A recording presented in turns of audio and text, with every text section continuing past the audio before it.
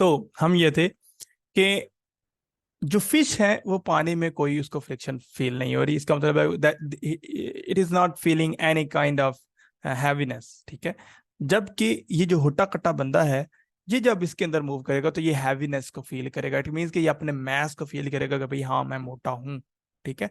बिल्कुल वैसे ही Higgs field spreaded है ऑल ओवर द यूनिवर्स।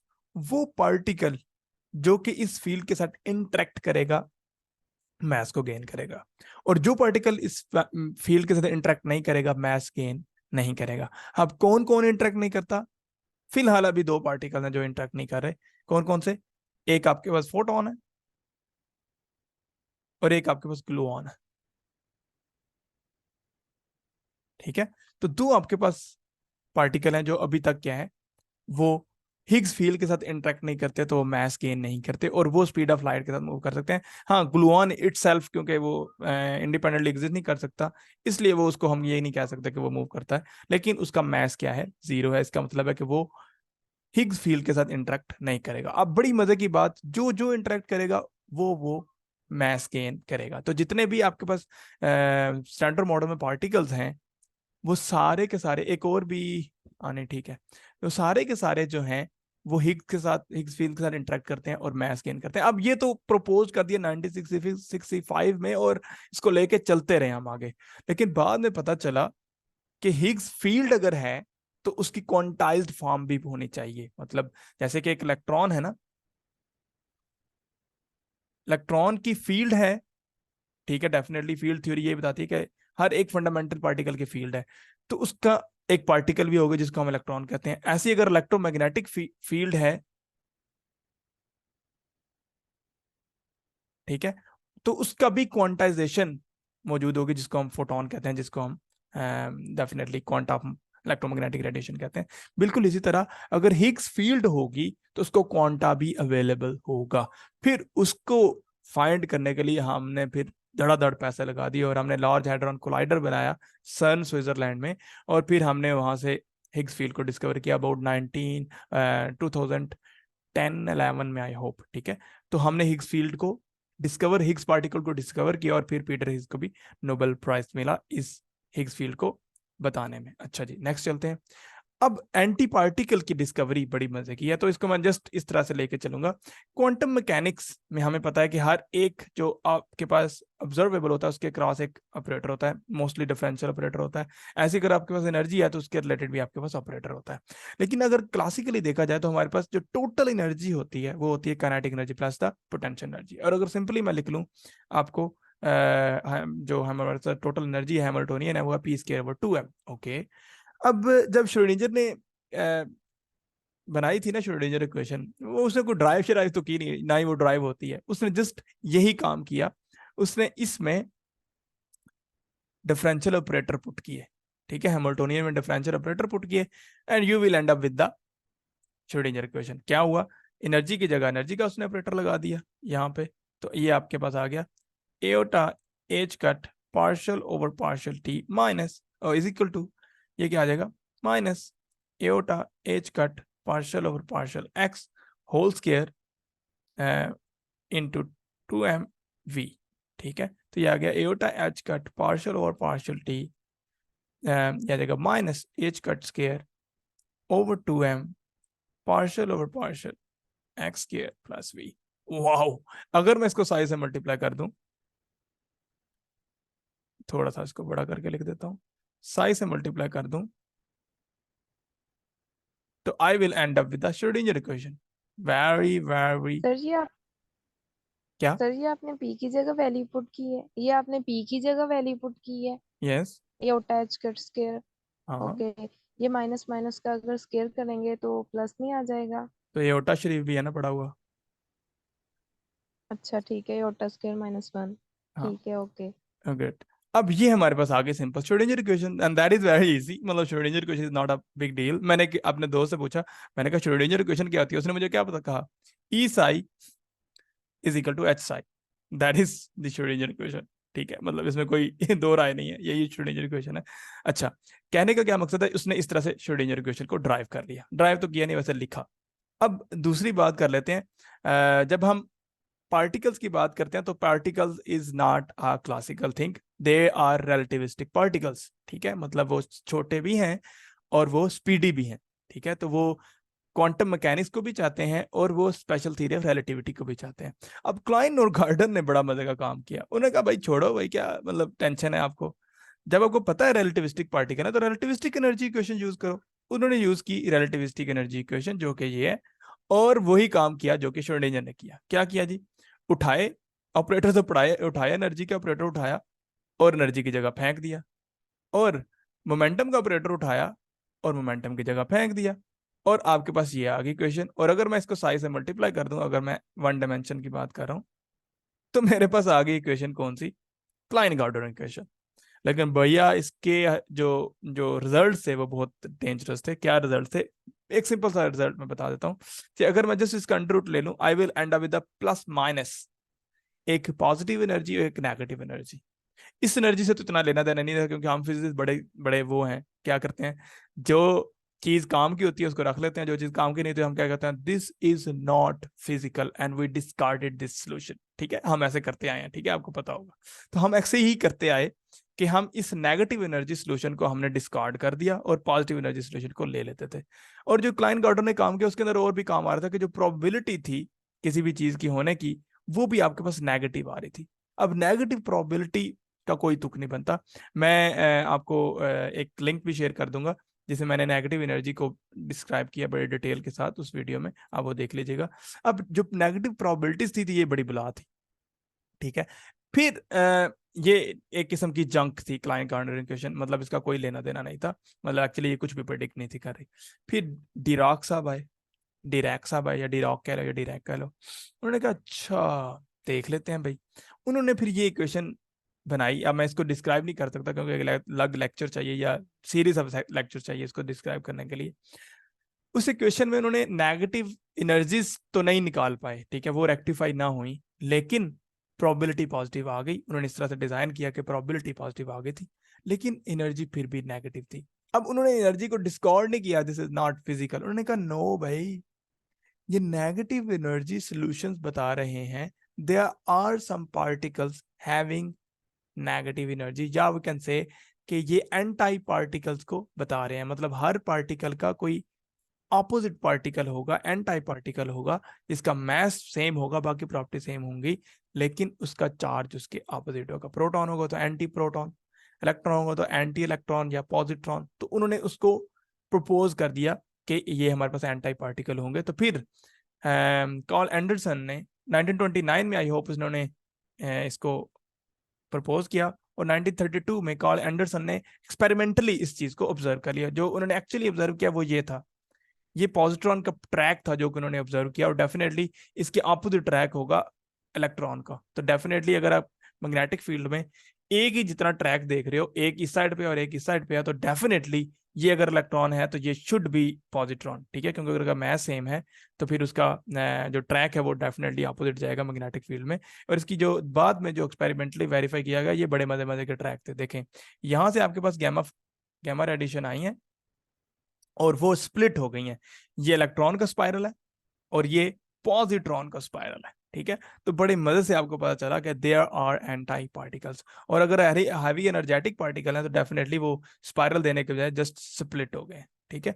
तो फिर डिस्कवर कर लिया गया कि हर फंडामेंटल पार्टिकल का एंटाई पार्टिकल एग्जिस्ट करता है, और अगर पार्टिकल और एंटाई पार्टिकल आपस में मर्ज कर जाएंगे, and we will get the pure energy in the form of electromagnetic radiation, जिसको हम कहते हैं पेयर इनाइलेशन। अब एंटी पार्टिकल और पार्टिकल जस्ट इलेक्ट्रॉन और पॉजिट्रॉन नहीं है, वो पाइऑन एंटी पाइऑन बन सकते हैं, वो म्यूऑन एंटी म्यूऑन बन सकते हैं, प्रोटॉन एंटी प्रोटॉन बन सकते हैं। There are chunks of probabilities या चंक ऑफ पॉसिबिलिटीज जिसमें हम पार्टिकल और एंटी पार्टिकल को क्रिएट कर सकते हैं, ठीक है। और डिपेंड करता है आपके पास इनिशियल एनर्जी कितनी है, सही है। अच्छा, नेक्स्ट चलते हैं। तो फैमिलीज ऑफ पार्टिकल में हमने पहले तो फर्मियोनिक, ठीक है, फर्मियोनिक और बोसोनिक वेज के साथ हमने स्प्लिट किया था। अब हम थोड़ा सा डिफरेंट वेज के साथ इसको स्प्लिट कर रहे हैं।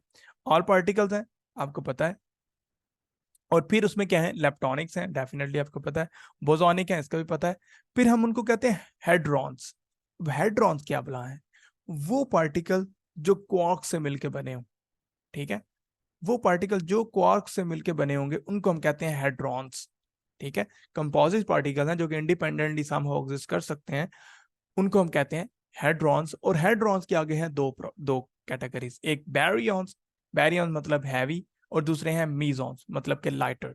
अब बैरियॉन्स जो हैं वो 3 क्वार्क्स पर बेस कर रहे होते हैं, मतलब वो 3 क्वार्क्स का कॉम्बिनेशन जो है आपको बैरियॉन देता है, और 2 क्वार्क्स का कॉम्बिनेशन जो है वो आपको पास मीजॉन्स देता है, ठीक है। फॉर एग्जाम्पल बैरियॉन में सिंपल से आपके पास है प्रोटॉन, प्रोटॉन के अंदर आपके पास कितने हैं, 3 क्वार्क्स हैं।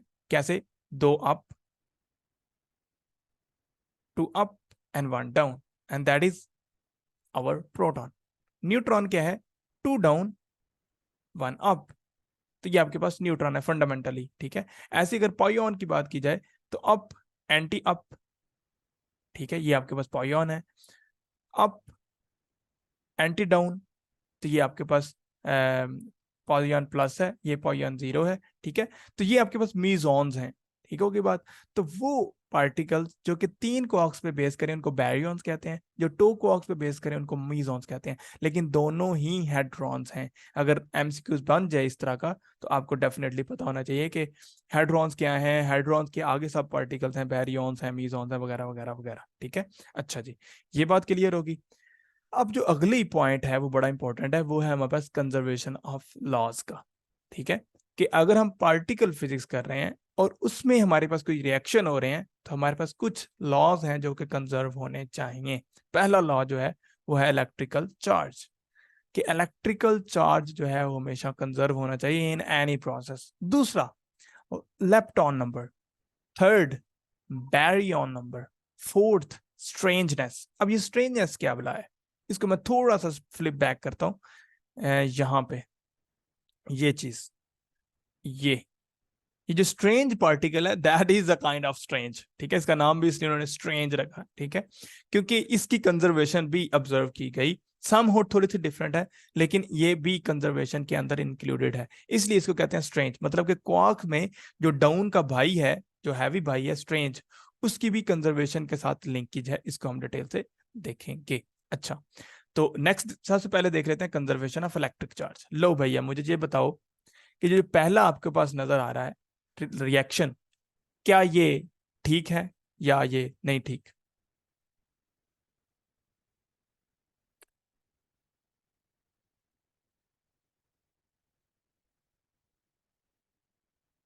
हम्म। अच्छा, एक इलेक्ट्रॉन है, ठीक होगी बात।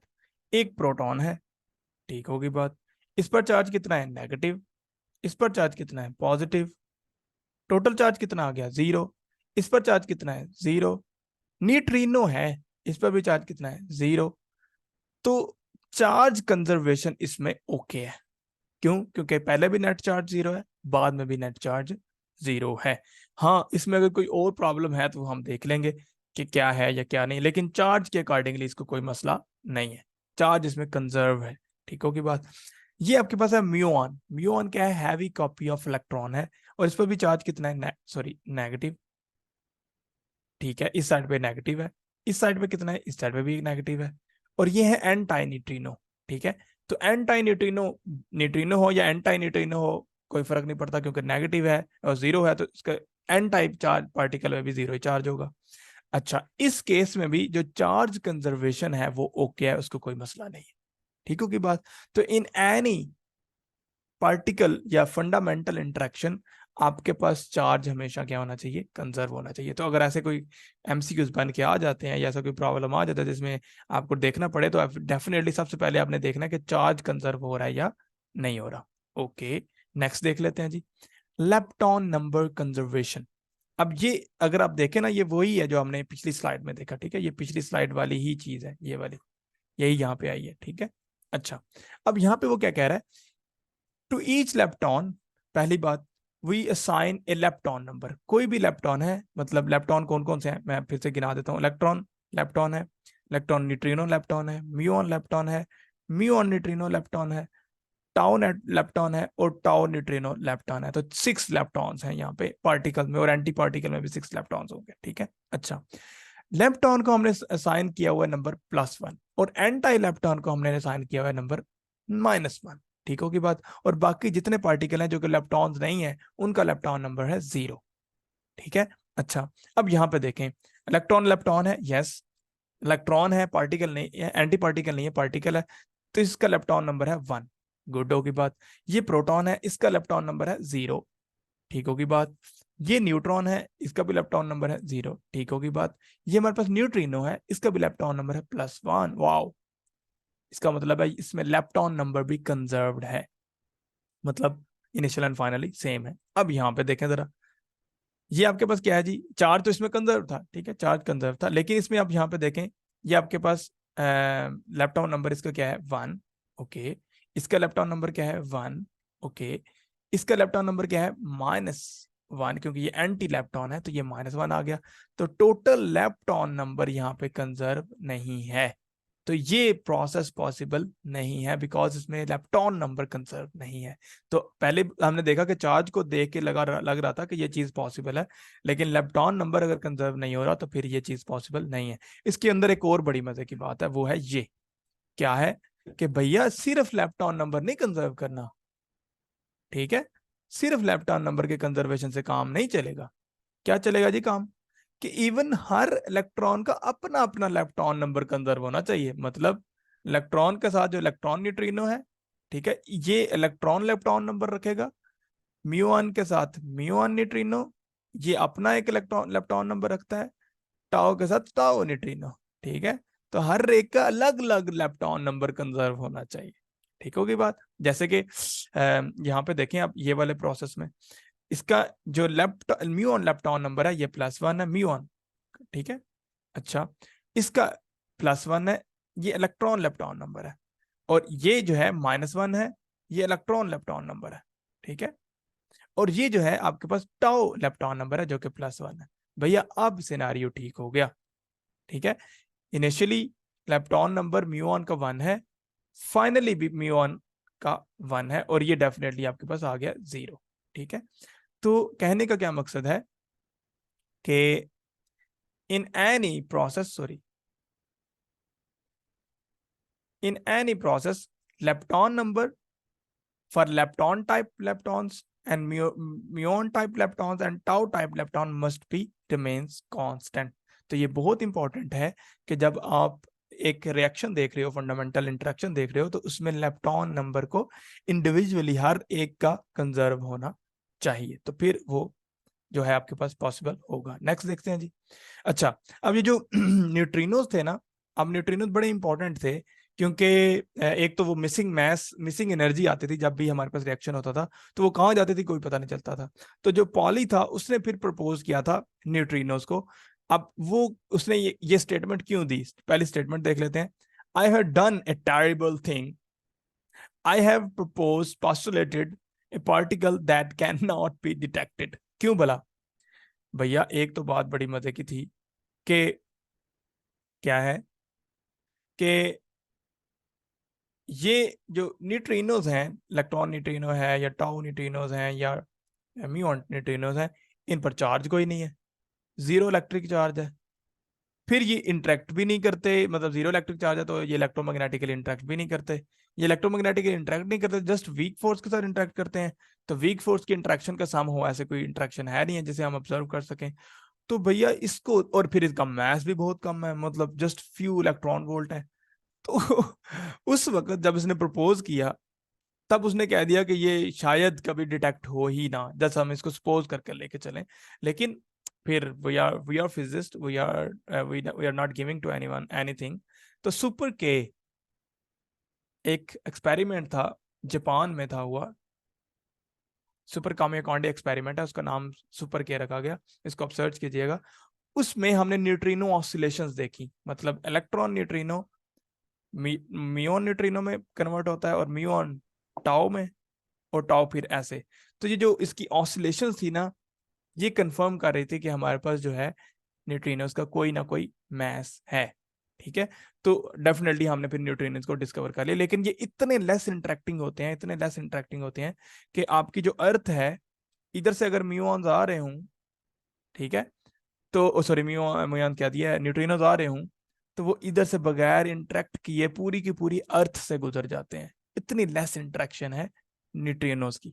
ठीक है, नेक्स्ट चलते हैं कि अगर कोई इंटरेक्शन है, फंडामेंटल इंटरेक्शन, तो उसमें बैरियन नंबर भी क्या होना चाहिए, कंजर्व होना चाहिए। ठीक है, तो क्या हम कहते हैं कि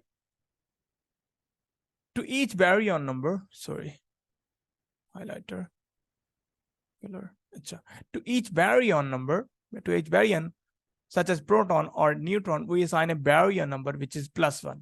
ठीक है, और एंटी बैरियन को हम नेगेटिव नंबर देते हैं। ठीक होगी बात, जैसे कि एंटी प्रोटॉन। अच्छा, अब नेक्स्ट आपके पास एक नजर आ रहा है यहाँ पे, एक रिएक्शन है। क्या रिएक्शन है जी, कि प्रोटॉन जो है, दो प्रोटॉन प्रोटॉन आपस में इंटरेक्ट करें तो प्रोटॉन प्रोटॉन निकल आए और साथ में प्रोटॉन और एंटी प्रोटॉन बनाए। इज दैट पॉसिबल और नॉट? पॉसिबल है या नहीं है? यस इट इज पॉसिबल, कोई मसला नहीं है। प्रोटॉन प्रोटॉन के पास इनफ एनर्जी होगी, वो ऐसे कोलाइड करें तो प्रोटॉन प्रोटॉन भी बन गए और फिर प्रोटॉन और एंटी प्रोटॉन भी बन गए, और बैरियन नंबर भी कंजर्व है। कैसे बोला, इधर एक +1, तो इनिशियली आपके पास 2, रिएक्शन के बाद +1 +1 और +1 -1, तो ये आ गया आपके पास 0। तो इसका मतलब है इनिशियली भी 0 2 थे और फाइनली भी 2 थे। तो इसका मतलब है कि हर फंडामेंटल इंटरेक्शन में अगर कहीं पे बैरियन है तो बैरियन नंबर भी कंजर्व होगा। अब अगले पे देख लेते हैं, इसका बैरियन नंबर कितना है, +1, इसका भी कितना है, +1, इसका भी कितना है, +1, इसका भी कितना है, +1। ओके, पाइऑन आपके पास बैरियन नहीं है, पाइऑन आपके पास मीजॉन है। ठीक है, तो मीजॉन के साथ कोई लेना देना नहीं है, तो that process could be possible. ठीक है, कोई मसला नहीं है। अब यहाँ पे बात आती है कि भैया मीजॉन लावारस है, इनका कोई कंजर्वेशन लॉ नहीं है। यस ये लावारस ही है, there is no conservation laws observe regarding to the mesons, तो मीजॉन्स के साथ कोई कंजर्वेशन लॉ एसोसिएटेड नहीं है। ठीक है, अच्छा, ऐसे ये पॉसिबल भी है और ये भी पॉसिबल है according to the baryon number. ठीक है, तो हमारे पास हर फंडामेंटल इंटरेक्शन में charge conservation, lepton number conservation और बैरियन नंबर भी हमेशा क्या होना चाहिए, कंजर्व होना चाहिए। नेक्स्ट बड़ी मजे की बात है कि बैरियन नंबर अभी तक हमें वायलेट होता हुआ नजर नहीं आया, लेकिन एक थ्योरी है जिसको हम डेफिनेटली डिटेल से देखेंगे, गट्स ग्रैंड यूनिफिकेशन थ्योरी। और अगर वो ठीक हुई तो उसमें आपके पास जो प्रोटॉन है वो डिके करता है इनटू नॉन बैरियन। ठीक है, मे बी वो मैं नॉन बैरियन में डिके करेगा, लेकिन अगर ये थ्योरी ठीक हुई तो। लेकिन अभी जो करंट आपके पास फिजिक्स है उसमें कोई भी बैरियन नंबर वायलेट होता हुआ नजर नहीं आता, तो इसका मतलब है हर फंडामेंटल इंटरेक्शन में बैरियन नंबर क्या होना चाहिए, कंजर्व होना चाहिए। नेक्स्ट चलते हैं जी, strangeness. Strangeness is also like a strange thing. इसको पहले हम देख लेते हैं कि जो स्ट्रेंज है पार्टिकल, उसमें हमारे पास जो पार्टिकल होगा, मतलब जो पार्टिकल होगा उसको हम -1 स्ट्रेंज नंबर देते हैं, और जो एंटी स्ट्रेंज होगा मतलब कि एंटी पार्टिकल होगा उसको हम +1 से डिनोट करते हैं, और जितने भी नॉन स्ट्रेंज क्वार्क होंगे उसकी स्ट्रेंजनेस होगी 0। ठीक है, अब यहाँ पे बहुत इंपॉर्टेंट चीज है और बहुत ही ध्यान से देखने वाली चीज है, वो आपने यहाँ पे देखनी है। क्या है जी, the process govern by the strong interaction और इलेक्ट्रोमैग्नेटिक इंट्रैक्शन। अभी तक हमने 3 इंट्रैक्शन पढ़ी हैं, सिर्फ इंट्रोडक्शन पढ़ा है, स्ट्रॉन्ग, इलेक्ट्रोमैग्नेटिक एंड वीक। तो स्ट्रॉन्ग और इलेक्ट्रोमैग्नेटिक इंट्रैक्शन के अंदर आपके पास total strangeness must remain constant, मतलब स्ट्रेंजनेस कंजर्व रहेगी स्ट्रॉन्ग और इलेक्ट्रोमैग्नेटिक इंट्रैक्शन में। लेकिन अगर interaction govern by weak interaction है तो स्ट्रेंजनेस पे कंडीशन थोड़ी सी चेंज हो जाती है, स्ट्रेंजनेस आइदर रिमेन्स कांस्टेंट और it change by unit 1। Okay, यहाँ पे मैंने टेबल इसलिए दिया हुआ है क्योंकि हमें पता को नहीं होता कि कौन सा पार्टिकल के अंदर क्या कंपोजिशन है। ठीक है, अब यहाँ पे देखें, पहली बात, ये आपके पास कायोन्स नजर आ रहे हैं, कायोन प्लस और कायोन माइनस। कायोन प्लस किस, उफ्स, क्या हुआ, उफ, इतनी ऊंची बात से मैं क्या पही, इतने क्या हो गया, अल्लाह अकबर। अच्छा जी, तो क्या है कि जो कॉइन प्लस है ये किस पे बेस कर रहा है, अप एंटी स्ट्रेंज पे। काइंडली माइक ऑफ कर दिया करें अगर बात नहीं करनी तो। इधर गया। अच्छा, जो कॉइन प्लस है वो किस किस पे बेस कर रहा है, अप एंटी स्ट्रेंज पे, ठीक है, अप एंटी स्ट्रेंज। और जो कॉइन माइनस है वो एंटी अप स्ट्रेंज पे कंपोजिट है, ठीक होगी बात। अब यहाँ पे देखें, ये प्रोसेस जो गवर्न हो रहा है, ये जो ऊपर वाला प्रोसेस है ये वाला, ये डेफिनेटली आपके पास स्ट्रॉन्ग इंटरेक्शन है, प्रोटॉन प्रोटॉन इंटरेक्ट कर रहे हैं। इस केस में आपके पास ये तो डेफिनेटली इलेक्ट्रॉन नंबर कंजर्व है। इसके अंदर स्ट्रेंजनेस कितनी है, ये वाली, ठीक है, तो ये डेफिनेटली इसकी स्ट्रेंजनेस है +1 और इसकी स्ट्रेंजनेस है -1। तो इस केस में आपके पास स्ट्रेंजनेस कंजर्व है, टोटल यहाँ पे भी स्ट्रेंजनेस 0 है और इनिशियली भी स्ट्रेंजनेस क्या है, 0 है। तो ये आपके पास क्योंकि स्ट्रॉन्ग इंटरेक्शन से डील कर रहा था तो इसमें स्ट्रेंजनेस कंजर्व रहेगी। सेकंड इंटरेक्शन देखें कि कॉइन प्लस है और कॉइन क्या है, एंटी कॉइन है, ठीक है, 0 में, ठीक होगी बात ये वाली। और इसमें भी आपके पास डेफिनेटली ये अगर एंटी कॉइन होगा तो यहाँ पे स्ट्रेंजनेस होगी -1, ठीक है। और इसके अंदर हमारे पास क्या होगी, प्लस में प्लस, ठीक है। तो इस केस में भी आपके पास जो स्ट्रेंजनेस है वो कंजर्व हो रही है। लेकिन अगर एक कॉइन डिके कर रहा है, मतलब डेफिनेटली जितने भी डिके प्रोसेस होते हैं वो वीक फोर्स के साथ हो रहे होते हैं, तो अगर कॉइन इटसेल्फ पायोन में डिके कर रहा हो तो आपको नजर आ रहा है पायोन में कहीं पे भी स्ट्रेंज पार्टिकल नहीं है, ठीक है। तो इस केस में आपके पास जो स्ट्रेंजनेस है वो यूनिट 1 के साथ चेंज हो सकती है, क्योंकि कॉइन प्लस जो है इसमें आपके पास जो स्ट्रेंजनेस है वो कितनी है, +1, ठीक है। और आपके पास यहाँ पे स्ट्रेनस 0 और इधर भी स्ट्रेनस 0, तो आपकी 1 यूनिट क्या हो गई है, कम हो गई है। 1 यूनिट बढ़ भी सकती है और 1 यूनिट कम भी हो सकती है और रिमेन सेम भी रह सकती है। तो वीक इंट्रैक्शन में 3 काम हो सकते हैं, या तो रिमेन सेम, या यूनिट 1 इंक्रीज, या यूनिट 1 डिक्रीज, ठीक है। तो यहाँ तक जो था आज के सेशन है। आज मैं थोड़े से क्लिकर्स पूछ लेता हूँ आपसे, थोड़े से क्वेश्चन पूछ लेता हूँ, उसके बाद हम इस सेशन को कर देंगे एंड। लो भाई, रेडी हैं, 3, 2, 1, 0। अब करना क्या है, जो मैंने अभी आपको पढ़ाया है उसी के अंदर से ही 3-4 एमसीक्यूज हैं, वो आपने उसको ध्यान से आंसर करना है। लो भाई, रेडी, चलो जी। पहला question, Higgs field is,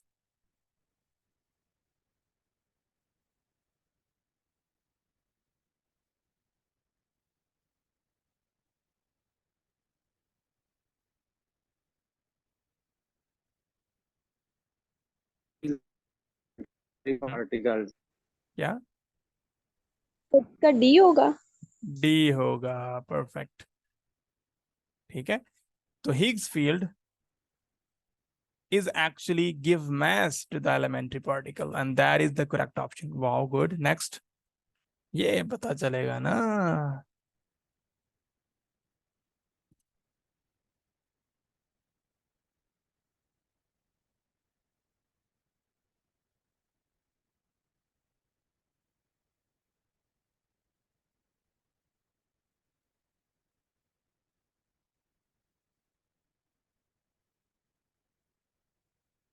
muon जो है इलेक्ट्रॉन और गैमा रेडिएशन में ट्रांजिशन कर रहा है और ये फॉरबिडन है बिकॉज क्या चीज इसमें वायलेट कर रही है,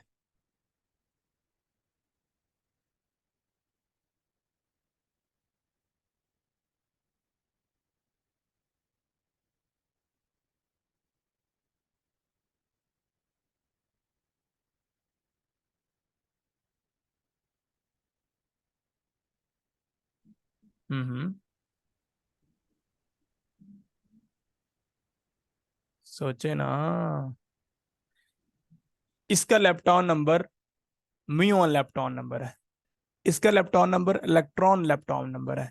हमने कहा था कि लेप्टॉन नंबर हर एक के अलग अलग कंजर्व होने चाहिए, मतलब म्यूऑन के जो लेप्टॉन नंबर है, म्यूऑन लेप्टॉन नंबर, अगर यहाँ पे प्लस है, +1 है, तो यहाँ पे भी +1 आना चाहिए म्यूऑन लेप्टॉन नंबर, ठीक है। और अगर यहाँ पे आपके पास इलेक्ट्रॉन है तो इसका इलेक्ट्रॉन नंबर यहाँ पे +1 है, तो इस साइड पे भी इलेक्ट्रॉन लेप्टॉन नंबर हमारे पास कंजर्व होना चाहिए जो कि +1 होना चाहिए। तो इस केस में आपके पास लेप्टॉन नंबर कंजर्व नहीं हो रहा, कि हो रहा है, इस चीज की क्लियर है? इसकी चीज की समझ आई है? नहीं आई तो मुझे बताइएगा, ये बड़ा इंपॉर्टेंट है। समझ आ गई है? नहीं आई तो मुझे बताएं। इस केस में मैं म्यू ऑन लेफ्टॉन नंबर लिखता हूं।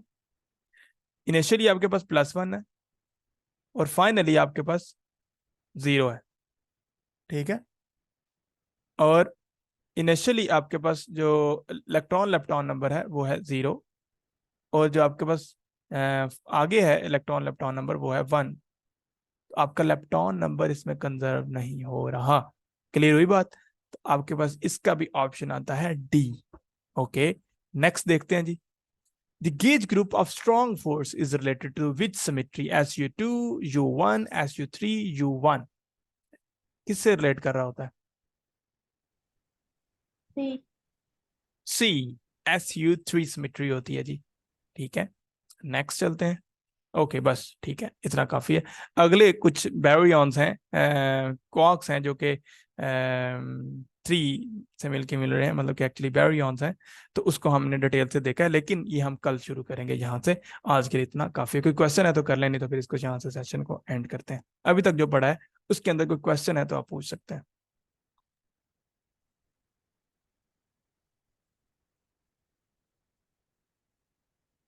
ओके है तो सर लेफ्टोन नंबर्स का बता दें कि प्लस कैसे होगा और माइनस कैसे। लेप्टॉन नंबर का हाँ जी, मतलब कौन से पार्टिकल्स पे लेफ्टॉन नंबर +1 होगा और किन पार्टिकल्स पे लेफ्टॉन नंबर -1 होगा। मैंने ये आपको बताया था।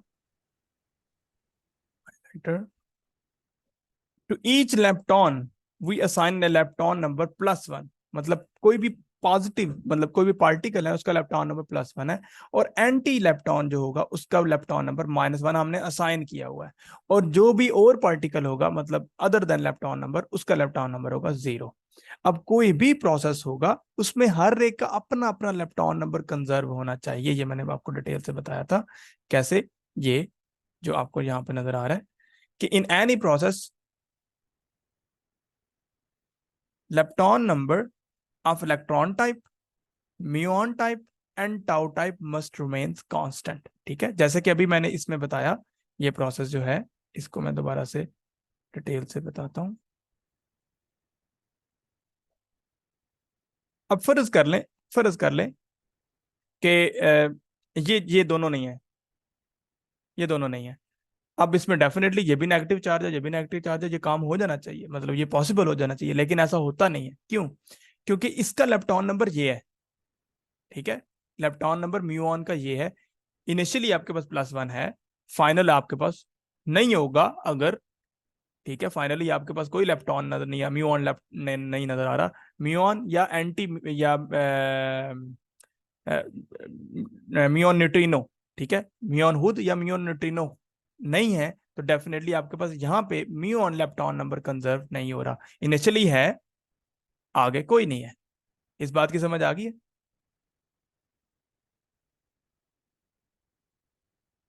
Yes sir. ओके, अब दूसरा देख लेते हैं। ये जो इलेक्ट्रॉन है इसको भी इंडिविजुअली कंजर्व होना चाहिए। मतलब यहाँ पे अगर +1 है, डेफिनेटली एक इलेक्ट्रॉन यहाँ पे नजर आ रहा है, तो डेफिनेटली इधर भी कोई इलेक्ट्रॉन लेप्टॉन होना चाहिए था। इलेक्ट्रॉन हो या एंटी इलेक्ट्रॉन, सॉरी, इलेक्ट्रॉन हो या आपके पास इलेक्ट्रॉन न्यूट्रिनो हो, इनमें से कोई एक होगा डेफिनेटली, तब कंजर्व कर पाएगा। तो ये प्रोसेस फॉरबिडन है, इतना प्रोसेस फॉरबिडन है। हाँ, इतना प्रोसेस भी फॉरबिडन है, अगर हम इसको निकाल दें। अब यहाँ पे देखो, इस साइड पे म्यूऑन है, इस साइड पे कोई भी म्यूऑन का कोई कहानी नहीं है, ठीक है। तो ये भी फॉरबिडन है। कब तक फॉरबिडन होगा? जब तक ये कंजर्व नहीं होंगे। अब यहां पे देखो ना, इस केस में इनिशियली आपके पास लेप्टॉन है, यस है, ठीक है। और फाइनली आपके पास इसका लेप्टॉन नंबर क्या है? म्यूऑन लेप्टॉन नंबर 0, इसका भी म्यूऑन लेप्टॉन नंबर 0। लेकिन ये जो आपके पास न्यूट्रिनो है, जो कि म्यूऑन न्यूट्रिनो है, उसका लेप्टॉन नंबर +1 होगा। तो दैट इज द कंडीशन जो कि सेटिस्फाई होगी। अब दूसरे में देखें, इनिशियली आपके पास जो इलेक्ट्रॉन लेप्टॉन नंबर है वो 0 है, यहाँ पे 0 है, और इसका कितना है? +1, और इसका कितना है? -1, और डेफिनेटली इसका जो इलेक्ट्रॉन लेप्टॉन नंबर है वो 0 है। तो इस केस में आपके पास इलेक्ट्रॉन लेप्टॉन नंबर भी कंजर्व हो गया और म्यूऑन लेप्टॉन नंबर भी कंजर्व हो गया। तो ये कंडीशन, ये जो प्रोसेस है, ये पॉसिबल है। बात समझ में आई कि नहीं समझ में आई? तो हर इंडिविजुअल लेप्टॉन का लेप्टॉन नंबर कंजर्व होना चाहिए, electron lepton number, muon lepton number और टाउ न्यूट्रॉन लेप्टॉन नंबर, तो तीनों कंजर्व होने चाहिए इंडिविजुअली। क्लियर हुई बात?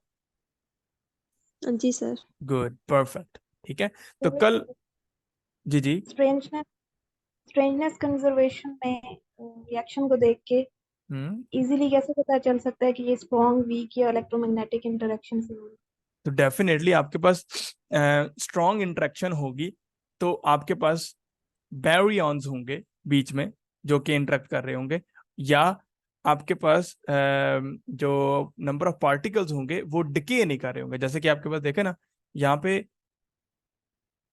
एक पार्टिकल डिके करके दो पार्टिकल्स में जा रहा है, ठीक है, तो काइंड ऑफ डिके हो रहा है, बिल्कुल ऐसे ही जैसे जो न्यूट्रॉन है वो डिके करके प्रोटॉन में जा रहा है, ठीक है। और प्रोटॉन के साथ फिर क्या क्या निकलता है आपके पास? डेफिनेटली इलेक्ट्रॉन निकलता है, फिर इलेक्ट्रॉन एंटी न्यूट्रिनो भी निकलता है, तो एक सिंगल पार्टिकल डिके कर रहा होगा। तो मोस्ट जेनेरिकली अगर वो आपसे पूछेंगे, क्योंकि इतने डिटेल से वो नहीं देंगे, सिंगल पार्टिकल डिके कर रहा होगा पटक, ठीक है। तो डेफिनेटली आपको पता चल रहा होगा कि ये आपके पास क्या है, वीक इंटरेक्शन हो रही है यहाँ पे।